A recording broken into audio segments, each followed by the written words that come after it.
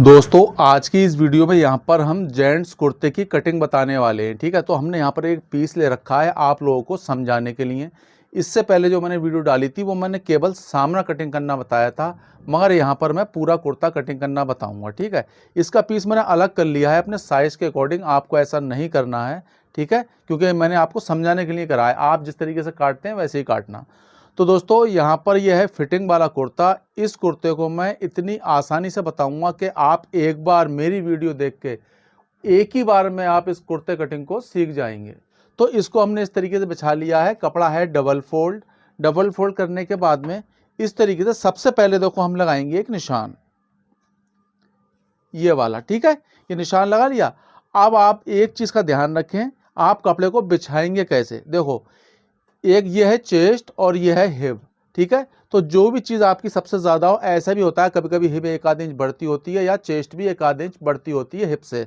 तो जो भी चीज़ आपकी बढ़ती हो उसका आप 4 भाग करें, एक चौथाई, जैसे कि 9 इंच हो गया तो यहाँ निशान लगाएंगे। उसके बाद 3 इंच हम और बढ़ा लेंगे। ठीक है, 2.5 से 3 इंच आप एक्स्ट्रा और करके और अपने पूरे कपड़े को बिछा लें, जिस तरीके से मैंने यहाँ पर बिछा लिया है 12 इंच।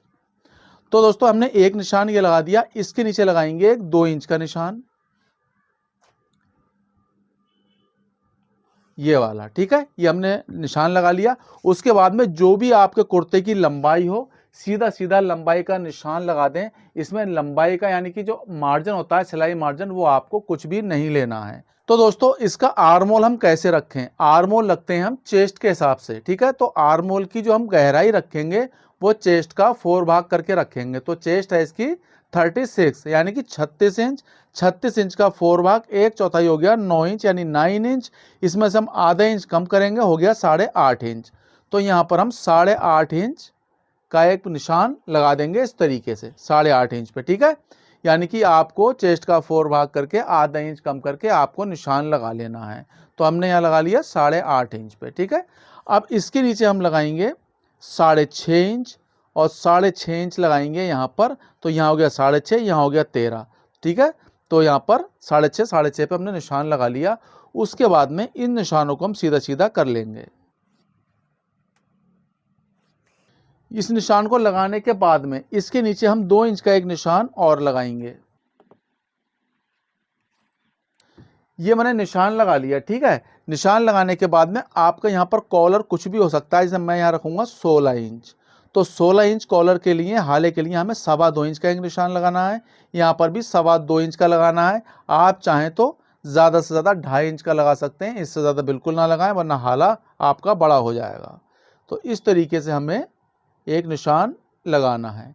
लगाने के बाद जैसे इसका शोल्डर है 18 इंच, 18 का हाफ लेंगे, होता है यहाँ पर 9 इंच।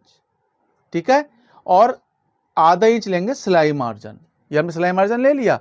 उसके बाद में यहाँ पर इसकी जो चेस्ट है वो है 36 यानी कि 36 इंच, पेट है इसका 32 इंच और हिप है इसकी 36 इंच। ठीक है, यहाँ पर देख लीजिए। अब आपको फिटिंग वाले कुर्ते में यानी कि जो फिटिंग देना है बिल्कुल बेहतरीन फिटिंग। ठीक है, जैसे आपने थंबनेल में देखा है कुर्ता पहने हुए, एक पिक्चर देखी होगी आपने, वैसे ही सेम अगर आपको फिटिंग देना है, जैसे आजकल लड़के पहन रहे हैं, तो उसमें लूजिंग कितनी छोड़ना है ये आपको बताने वाला हूँ। ठीक है, तो यहाँ पर 36 का 4 भाग, एक चौथाई होता है 9 इंच यानी कि 9 इंच। देखो ये लगा दिया। ठीक है, इसके बाद में जो हम लूजिंग देंगे तो वो देंगे यहाँ पर हम 1.25 इंच एक सूत ऊपर।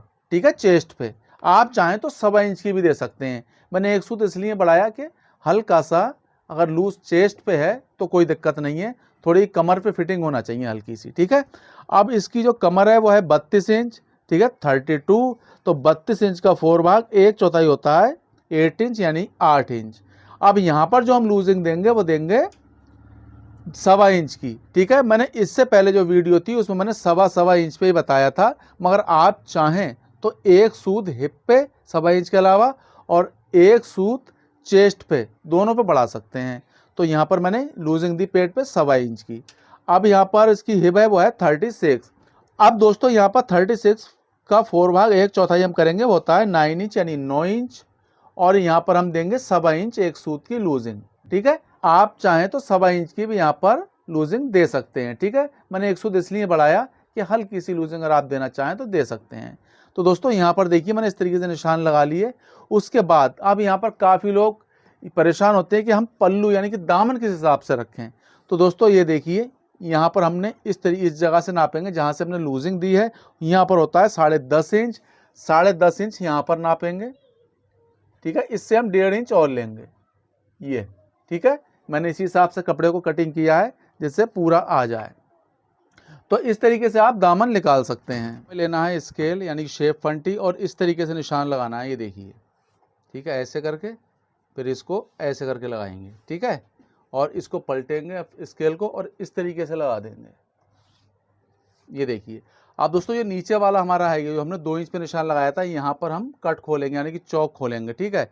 चौक खोलने के बाद तो निशान लगाने के बाद में अब हमें करना क्या है, अब हमें पॉकेट का मुंह खोलना है, ठीक है। तो देखो इस निशान से जो हमारा ये है आर्म होल का निशान, इससे नीचे जो कमर का निशान होता है, यहाँ से हम खोलेंगे इस तरीके से, ठीक है। उसके बाद में हमें यहाँ पर एक 6 इंच पे खोलना है, 6.25 6.5 पे आप खोल सकते हैं। तो यहाँ आता है हिप वाले निशान पे, ठीक है। उसके नीचे ये वाला हो गया, यहाँ से हमें पॉकेट का मुंह खोल देना है।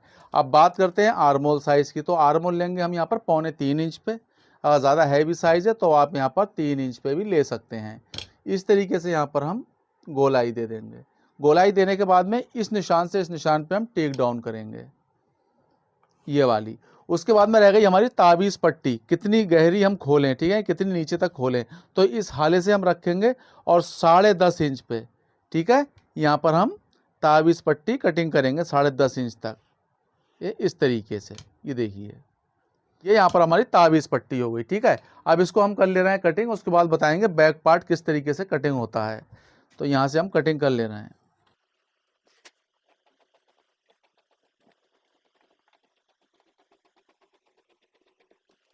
तो फ्रेंड यहाँ पर देखिए हमने सामने को कटिंग कर लिया है। सामना कटिंग करने के बाद में अब हमें कटिंग करना है इसका बैक पार्ट। अब यहाँ पर दोस्तों देखिए यहाँ पर है इसका ये बैक पार्ट, हमने इस तरीके से कपड़े को एक बिछा लिया है आपको समझाने के लिए। उसके बाद में जो हमारा ये सामना है तो यहाँ तक तीरा है यानी कि शोल्डर का निशान, तो इसकी बिल्कुल सीध में करेंगे, ठीक है, इस तरीके से। इससे हमें आगे बढ़ा के नहीं करना है वरना आपका तीरा बढ़ जाएगा। उसके बाद में हमें जो बैक पार्ट हमने करना है कटिंग, वो करना है सामने से 2.5 इंच, फिर 2.5 इंच का निशान एक यहाँ लगाएंगे और इसको इस तरीके से सीधी सीधी मार्किंग कर लेंगे। मार्किंग करने के बाद में ये हमने 2.5 इंच की चौड़ाई ली है तो हम एक 1.25 इंच पे निशान लगाएंगे, ठीक है। 2.5 इंच का हाफ, फिर 1.25 इंच का यहाँ लगा देंगे इस तरीके से और एक निशान यहाँ लगा लेंगे, ये वाला। इसको लगाने के बाद इस निशान से 1.25 इंच वाले से इस तरीके से हमें आधा इंच से करीब ज़्यादा एक क्रॉस करना है, जिससे हम इसको पलटे तो यहाँ पर ये छोटा ना पड़े। उसके बाद में अब इस तरीके से हमें इसका पीछे का हालर का निशान लगाना है, ठीक है। जिस तरीके से हम यहाँ जहाँ से हम हालर की गहराई लेंगे, तो इस तरीके से हमें हाले की गहराई लेना है। गहराई लेने के बाद में जो हमने 1.25 इंच का निशान लगाया है ये वाला, इस निशान से इस निशान को इस तरीके से मिला लेंगे, ठीक है। और यहाँ से गोलाई दे देंगे।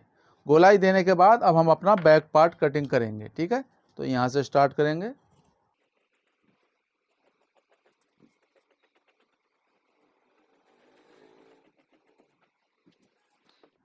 तो फ्रेंड यहाँ पर देखिए हमारा कुर्ता कटिंग हो चुका है। हमने सामना भी कटिंग कर लिया, बैक पार्ट भी कटिंग कर लिया। इसकी रह गई स्लीव्स। तो दोस्तों स्लीव्स एक साधारण सी कटिंग होती है। अगर आपको स्लीव्स कटिंग करना नहीं आती तो कुर्ते की स्लीव्स कटिंग या आप कफ वाली स्लीव्स बनाना चाहते हैं तो उसका लिंक मैं इस वीडियो के डिस्क्रिप्शन में दे दूंगा। मिलता हूँ आपसे नेक्स्ट वीडियो में। Thanks for watching this video.